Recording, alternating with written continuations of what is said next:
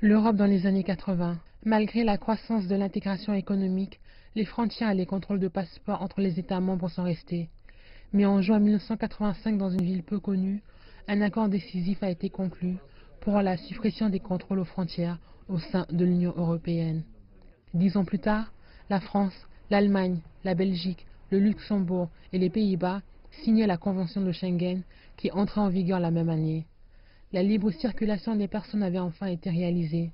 Les déplacements sans passeport dans la zone Schengen s'étendent aujourd'hui à 26 pays qui partagent tous une frontière extérieure commune. Si vous pensez au début des années 80, les gens devaient faire la queue pendant des heures juste pour se déplacer d'un pays à l'autre. Sans contrôle des frontières aujourd'hui, ça facilite les échanges entre les populations, les biens, les économies et les sociétés. Mais il y a 20 ans, Schengen a été secoué à son noyau. L'Allemagne, l'Autriche, le Danemark, la Norvège et la Suède ont réinstauré des contrôles temporaires aux frontières en réponse à la crise des réfugiés de 2015. La France, en raison de multiples attentats terroristes qui ont frappé le pays. Avec la crise des réfugiés en apparence sous contrôle, la Commission européenne ne voit plus de justification aux restrictions fondées sur la migration qui sont arrivées à échéance le 11 novembre.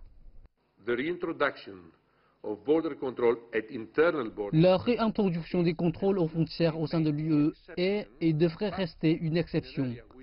Mais dans la zone sans contrôle, les menaces transfrontalières concernant les politiques publiques ou la sécurité intérieure restent des questions d'intérêt commun.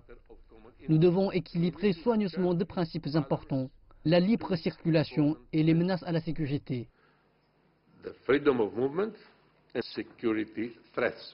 Est-ce que l'équilibre des pouvoirs va demeurer? Pour tenter d'apaiser les États membres, la Commission européenne a proposé des changements qui permettra aux pays de l'Union européenne d'étendre jusqu'à 2 ans en cas de crise les restrictions temporaires à la libre circulation des personnes au sein de l'espace Schengen. Mais les médias rapportent que l'Allemagne et la France poussent déjà pour une extension de 4 ans.